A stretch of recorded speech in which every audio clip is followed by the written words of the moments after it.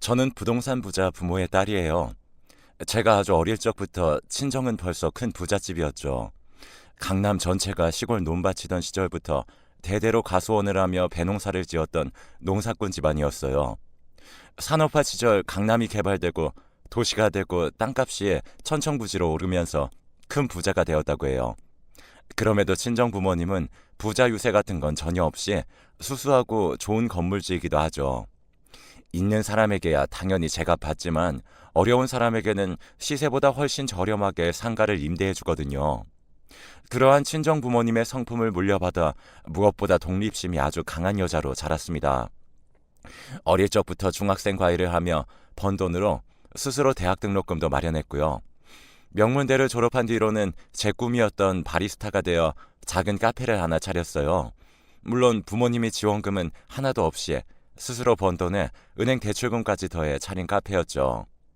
그런 제가 대학생 시절부터 오래 연애해온 남자친구와 결혼을 준비하게 되면서 본격적인 사건이 시작되었어요. 예랑이는 저희 친정의 빗대기가 민망할 만큼 가난하고 우울한 집안에서 자란 청년이었어요. 춤바람이 난 엄마는 예랑이가 아주 어릴 적 하나 있는 자식과 남편을 내팽개치며 도망쳤고, 졸지에 팔자에도 없는 호라비가 된 아버님은 예랑이가 대학을 졸업할 무렵 세상을 떠나고야 말았어요. 자식만큼은 어떻게든 번듯하게 키워내기 위해 허드렛 일을 전전하다가 병을 얻은 탓이었죠. 온갖 고생을 다 해가며 명문대까지 보낸 자식이 성공하는 모습을, 결혼해서 가정을 꾸리는 모습조차 보지 못한 채로 말이죠. 상황이 이러니 저희 주변에서는 저희 결혼을 두고 걱정이 참 많았을 법도 했어요. 하지만 뜻밖에도 누구 하나 저희 커플의 결혼을 걱정하는 사람은 없었습니다. 제가 조건 맞춰 치러지는 정략적인 결혼보다는 진정한 사랑을 추구하는 스타일이었고, 예랑이도 어려운 환경에서 자랐지만 구김살 하나 없이 멋진 남자였으니까요. 하지만 상견례가 있단 직후부터 예랑이가 부쩍 소갈이를 시작했어요. 이유는 바로 수십 년 만에 불쑥 나타나 상견례 자리에 떡하니 앉아버린 사람 때문이었죠. 반가워요, 아가씨. 네가 내 며느리구나. 누구세요? 나, 네 시엄마. 뭘 그렇게 놀라고 그래? 생긴 거 보면 딱 몰라. 네 남편 코 오똑한 거 그거 내가 물려준 거다. 아, 네. 근데 여긴 어떻게 알고 오셨어요? 왜? 내가 못 올 때라도 왔다는 거니? 네? 뭐 남친이 별로 보고 싶지 않아 했거든요. 춤바람 나서 남편 자식 내팽개치고 도망친 여자가 어떻게 부모냐고 하면서요. 너 지금 시엄마랑 말싸움 하자는 거구나. 사실을 그대로 말씀드렸을 뿐이에요. 솔직히 저도 기분이 많이 불쾌하기도 하고요. 신랑에게 엄마로 인정받지 못한 사람이 초대한 적도 없는 상견례 자리에 떡하니 앉아버린 이 상황 자체가요. 적어도 최소한 신랑한테 와도 괜찮냐는 허락은 미리 받았어야죠. 허락을 해주겠니, 네 신랑이? 제 말이요. 그걸 알면 오지 말았어야 하는 거 아닌가요? 예랑이가 부쩍 소갈이를 시작한 이유는 상견례 자리에 떡하니 앉아버린 시모 때문이었어요. 엄마랍시고 부잣집과 혼담이 오고 간다는 건 대체 어디서 들었는지 저희 커플이 초대하지도 않았는데 말이죠. 상견례 이후에 예랑이는 자신을 거들떠보지 않았던 엄마가 결혼을 앞두고서야 등장했다는 생각을 떠올릴 때면 불쑥불쑥 화를 터뜨렸고, 저 또한 신랑이 엄마라고 생각하지도 않는 시모를 당연히 거부했어요. 하지만 시모는 저희의 생각 따위에는 전혀 아랑곳하지 않더군요. 뒤늦은 엄마 행세에 자기 멋대로 최선을 다하더라고요. 저희의 결혼을 알뜰살뜰 챙겼죠. 마치 자식을 정말로 사랑하는 진짜 엄마 같은 모습으로요. 그런 시모의 행동을 저희 친정 부모님도 유심히 지켜보았던 모양이었습니다. 저희를 불러다 놓고 말씀하셨죠. 춤바람이 나서 자식을 내팽개치고 야반도주했던 시모에게 사실은 말 못할 사정이 있었을지도 모르니 한번 알아보라고요. 물론 친정 부모님이 뒤늦게 엄마 행세를 하는 시모의 모습에 감동해서는 절대 아니었어요. 부모님 보기에도 시모는 부모 자격 없는 여자였을 뿐이었고, 그래서 자식 부부의 시모를 잘라낼 생각을 하고 있다면 정말 만에 하나라도 있을지도 모르는 시모의 숨겨진 사연을 알아보는 것이 순서였기 때문일 뿐이었죠. 이에 며칠 밤낮을 고민하던 저희 커플은 아주 큰 마음을 먹고 시모와 마주 앉았어요. 그리고 물었어요. 오늘 이 자리에서는 정말 사실만을 말씀해 주셔야 합니다. 저와 신랑이 당신을 용서할 수 있도록요. 혹여 거짓임이 밝혀지면 더는 어떻게 될지 모르겠습니다. 내가 뭘 솔직하게 말해주면 될까? 우리가 당신을 용서해야 할 이유라도 있을까요? 아들 곁을 떠나던 순간에는 차마 말할 수 없었던 부득이한 사연 같은 거 말이죠. 그러자 한참을 생각에 잠겨있던 시모가 대뜸 눈물을 펑펑 쏟기 시작하더니 저와 신랑의 손을 꼭 부여잡은 채로 뜻밖의 고해성사를 털어놓기 시작했어요. 나약한 인간인 나로서는 차마 이겨낼 수 있는 일이 아니었어. 뭐가요? 춤바람이요? 춤바람은 그냥 핑계였지. 기왕 없어지게 될 엄마라면 슬픔보다는 미움 쪽이 우리 아들한테 차라리 나을지도 모른다고 생각했으니까. 그니까요. 슬픔보다는 미움 쪽에 차라리 나을지도 모를 이유라는 게 대체 뭐였냐고요. 암. 나 암이었어. 나 암이라는 진단을 받았는데 가난한 처지에 치료비가 너무도 걱정이 되고 지금 시절에도 암은 치료비도 많이 들고 낫기도 어려운 병인데 그 시절에는 오죽했으려고. 더욱이 그때의 집안 사정은 끼니 거르기 일쑤였을 만큼 무척이나 가난했었단다. 그래서 도망쳤었다. 가뜩이나 없는 사정에 암 치료비를 데려다가 하나 있는 자식 앞길에 장애물이라도 될까 그게 걱정이었었지. 그랬지. 그럼 그랬단다.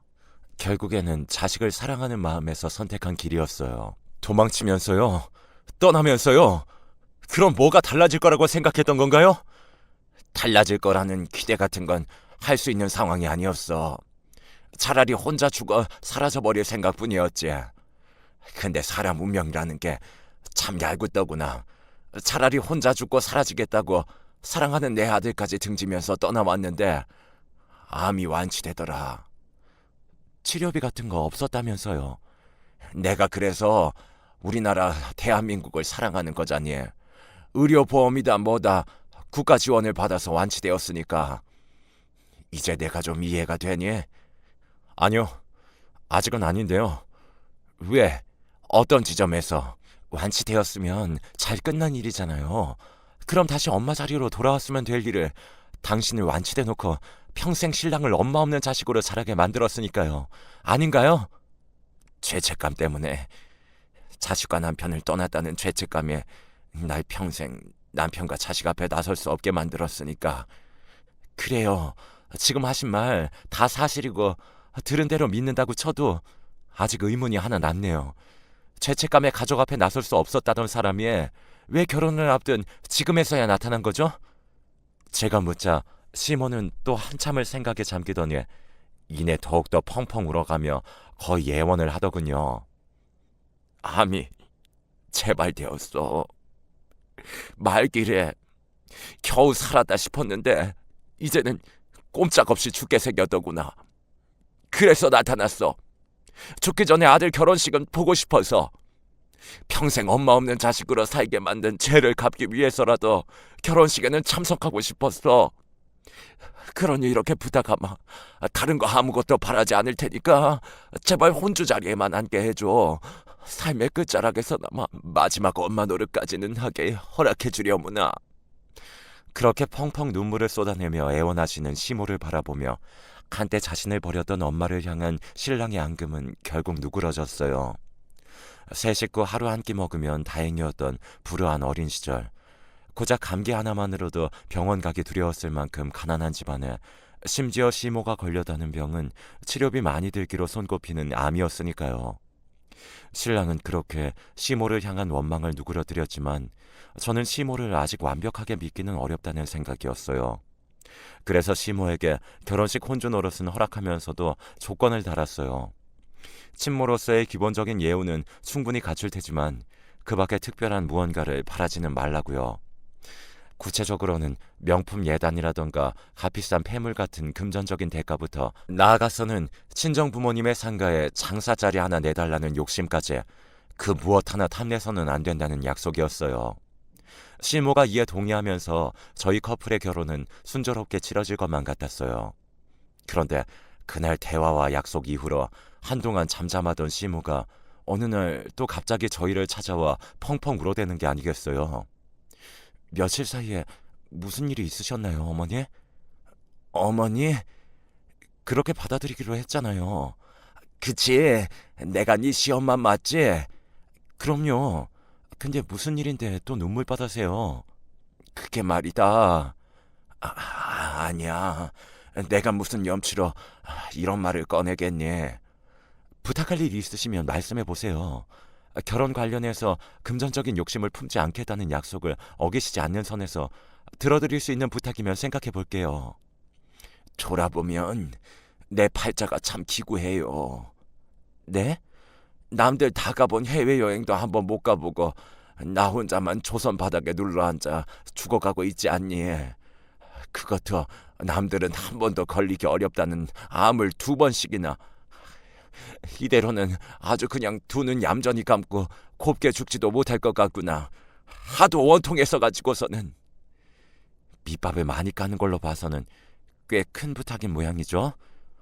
어려운 부탁이긴 한데 꼭 해달라 그런 건 아니고.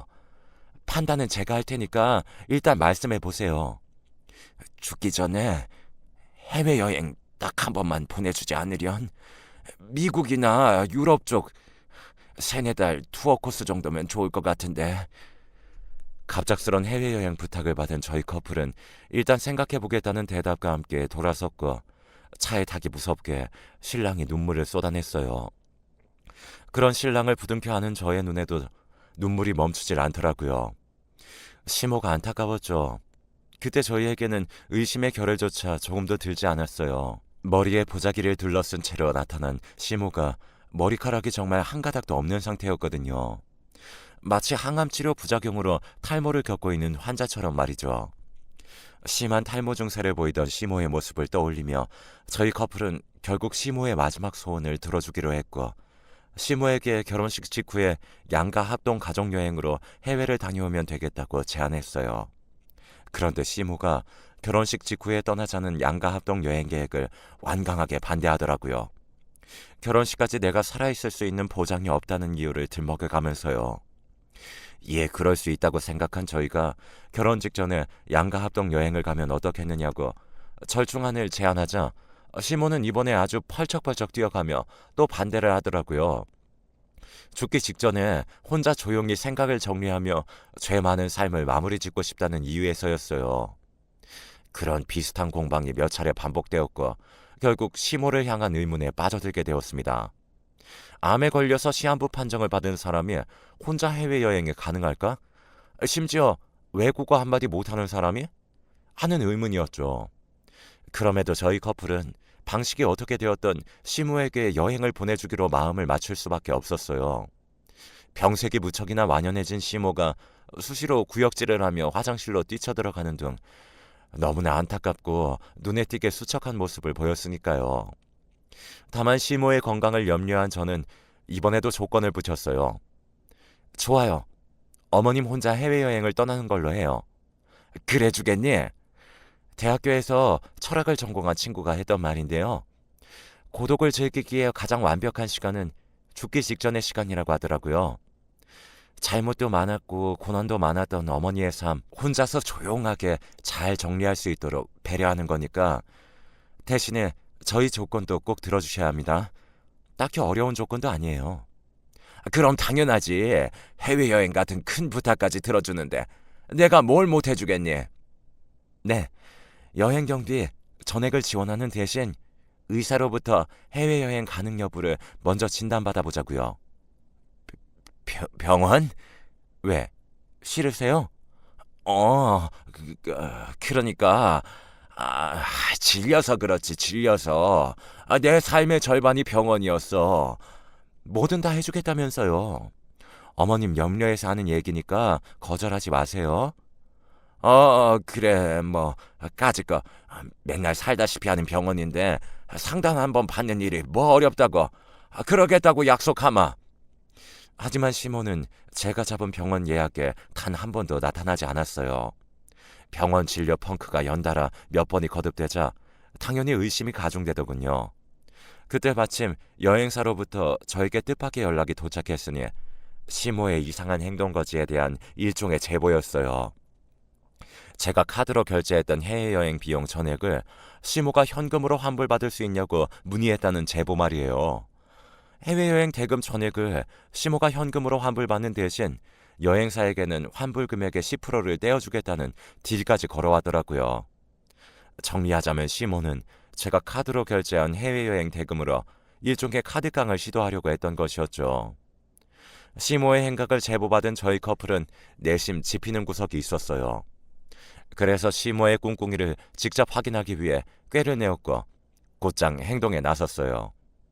제가 시모에게 해외여행에서 입을 명품 옷을 사주겠다며 백화점 명품 매장으로 불러낸 사이 예랑이는 시모의 거처를 방문해서 꿍꿍이의 단서가 될 만한 것을 찾았어요. 그렇게 서로 각자 작전에 돌입하고 몇 시간 뒤에 저는 시모가 피팅룸에서 새 옷을 갈아입는 틈을 타 시모의 거처를 탐색하고 있는 예랑이에게 전화를 걸었고 예랑이는 전화를 받기가 무섭게 긴 한숨부터 내쉬고 있더라고요. 사람이 어떻게 이러냐? 이러고도 부모야? 이러고도 사람이야?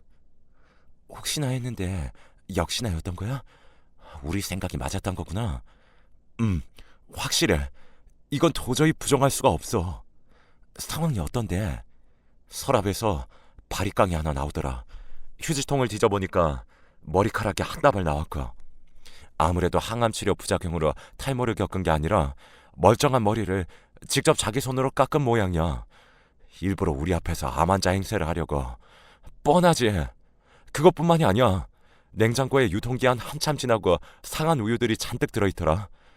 그 여자 갈수록 초췌해지고 수시로 구역질을 해대면서 화장실로 뛰쳐들어갔던 거 장염이랑 식중독 때문이었던 게 확실해. 장염이랑 식중독까지 우리가 의사도 아닌데 확신할 수는 없는 일이잖아. 그치, 우리가 의사는 아니지. 하지만 의사가 이미 확답을 내려놨더라. 여기 진단서에 장염이랑 식중독이라고 써있다. 날짜도 정확히 일치해. 우리 앞에서 해외여행 보내달라며 병색이 완연한 모습 보이던 시점 딱 바로 그때부터야. 당신이 실망할 만해. 나 같으면 곱게 탄식하는 게 아니라 세상 웬만한 욕짓거리는 다 끌어다 붙였을 테니까. 나도 심정 같아서는 그러고 싶어. 지금 내가 말한 내용이 전부가 아니니까. 말을 마친 신랑은 낯선 목소리의 중년 아줌마에게 전화를 바꿔주었고 그 중년 아줌마가 저에게 건넨 한마디에 저는 시모에게 학을 떼고야 말았어요. 어머, 네가 박신의 며느리구나. 누구세요? 나야, 나. 네 시엄마 옆집 친구. 아, 네. 근데 저는 어떻게 알고? 당연히 알지. 박 씨가 부잣집 며느리 생겼다고. 자식 장가 잘 보낸다고 동네방개 얼마나 자랑질을 하고 다녔는데 아휴 자랑질만 하고 다녔게. 아들 자식 덕분에 목돈 생겼다면서 그 돈으로 춤추는데 투어를 돌 계획이던가 뭐라던가. 그랬어요. 시모는 과거에 암에 걸렸던 적도 이번에 암이 재발한 것도 아니었어요. 스스로 머리를 삭발해가며 암 환자 행색을 했을 뿐이었고 병색이 완연하고 초췌한 모습을 연출하기 위해 일부러 상한 우유까지 마셔가면서 장염과 식중독에 걸렸을 뿐이었죠. 목적은 아니나 다를까 돈이었어요. 해외여행 비용을 챙겨서 그 돈으로 또 즐겨볼 생각이었던 거죠. 비로소 저희 커플은 시모의 추악한 민낯을 모두 깨닫게 되었지만 결혼식까지 모든 사실을 함구하기로 했어요. 시모를 저희 커플로부터 영원히 떼어놓기 위해서요. 시간은 빠르게 흘러 마침내 맞이한 결혼식 당일, 결혼식을 앞둔 저희 커플은 한복을 곱게 차려입은 시모가 예식장에 도착하기가 무섭게 모범 택시에 태웠어요. 혼자 해외여행을 즐기면서 지난 삶에 대한 생각을 정리하라는 배려인 척 출국 심사 받으려면 시간이 빠듯하니 결혼식 참석은 어렵겠다면서 시모를 태운 모범 택시를 다짜고짜 출발시켜버렸고요. 마침내 모든 목적을 이루었다는 착각에 빠진 시모는 희희낙락 모범 택시와 함께 멀리, 아주 멀리 떠났고 저희 커플은 순조롭고 행복한 결혼식을 치렀어요. 혼주 자리엔 추악한 시모 대신 시댁 쪽 큰 어르신께서 앉아 계셨죠. 그렇게 결혼식을 마친 저희 부부가 신혼여행 출국 수속을 밟고 있던 순간이었어요. 연신 전화가 걸려오더라고요. 아니나 다를까 모범 택시를 타고 멀리 떠났던 시모였죠. 여보세요? 전화를 왜 이제야 받니? 네, 당연히 못 받을 수밖에요. 좀 전에는 결혼식 중이었고 지금은 신혼여행 출국 수속을 반년 중인데요. 됐고, 뭐가 좀 이상하니 확인 좀 해줘야겠다. 뭐가 이상한데요? 아니 글쎄 이놈의 모범택시 기사 양반이 내가 여행사에 볼 일이 있다며 아무리 말을 해도 무작정 고속도로를 타버리더니 급기야 아무것도 없는 강원도 산골에 털컥 데려오지 뭐니 얘. 그래서요. 나 지금 생뚱맞은 강원도 산골에 있다니까. 택시기사 바꿔줄게. 확인 좀 해봐라. 글쎄요. 잘못된 거 하나도 없는데요. 예, 벌써 세 번째 말하자니. 나 지금 강원도 산골이라고. 좀만 더 가면은 아주 북한까지 나올 지경이야. 일부러 거기로 보냈어요. 정확히 도착한 거 맞고. 됐죠? 뭐? 우리가 당신 내쫓은 거라고. 당신이 내 신랑 버렸던 것처럼.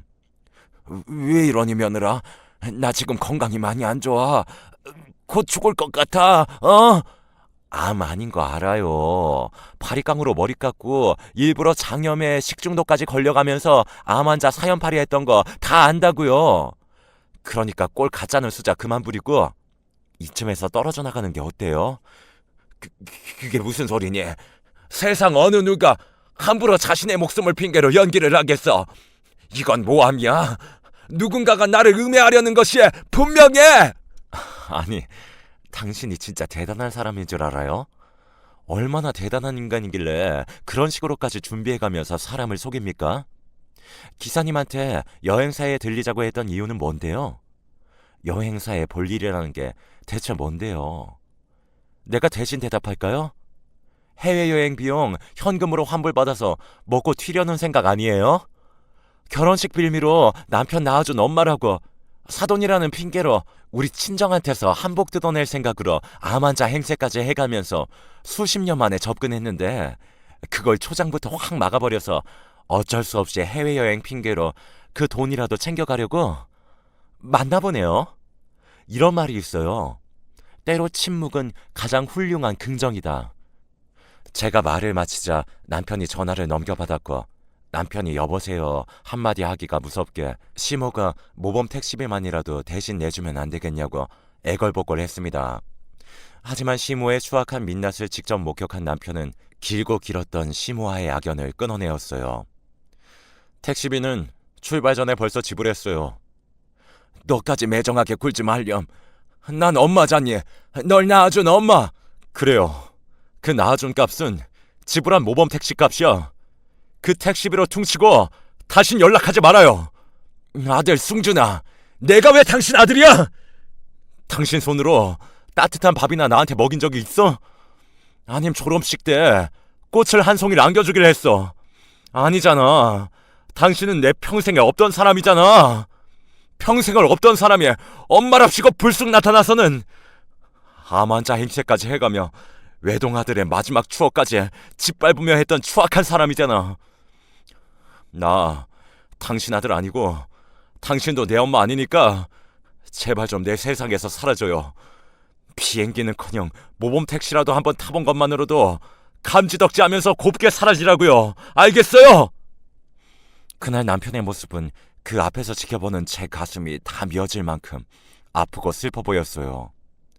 하지만 어쩔 수 없는 선택이었지만 시모와의 사건을 겪으며 저희 부부는 분명하게 깨달았거든요. 시모는 상종해서는 안 되는 추악한 속물이라는 사실을요. 이후 저희 부부는 작은 카페를 함께 운영하며 성실하게 살아가고 있어요. 카페를 마련하며 받았던 대출금을 부부가 함께 착실하게 갚아나가기도 하고 저희 부부의 카페는 동네 사랑방도 되었죠.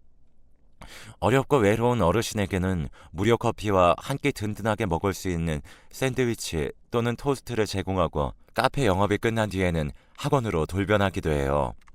저희 부부 둘 다 명문대 졸업한 경력을 살려 동네 가난한 학생들에게 무료 과외를 해주고 있거든요. 시모의 소식은 알 길이 없어요. 오히려 그래서 살짝 불안하기도 하지만 어떤 일이라도 부부가 함께라면 충분히 이겨낼 수 있을 테니까요. 같은 부모라는 이름을 쓰고는 있지만 부모도 다 같은 부모가 아니네요. 앞으로 태어날 저희 아이에게는 부모라는 이름에 걸맞는 사랑 많은 부모가 되기 위해 열심히 노력하면서 살아가 보려고요. 긴 이야기 들어주셔서 감사합니다. 항상 건강 조심하시고 오늘 하루도 행복하시길 바래요.